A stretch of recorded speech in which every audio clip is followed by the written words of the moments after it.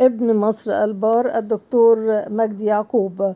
البروفيسور مجدي يعقوب جراح القلوب العالمي اختارته جمعية القلب الأمريكية بشيكاغو ليفوز بلقب أسطورة الطب في العالم ضمن أكبر 5 شخصيات أثرت في تاريخ الطب.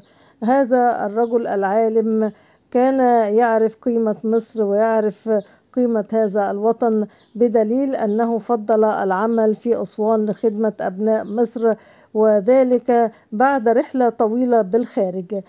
فضل أن يأتي لجذوره المصرية الطيبة ليخدم أهل بلده ويرعى قلوب المصريين ويرعى قلوب الأطفال. كما أشرنا فإن جمعية القلب الأمريكية بشيكاغو أعطته لقب أسطورة الطب في العالم ضمن أكبر 5 شخصيات أثرت في تاريخ الطب.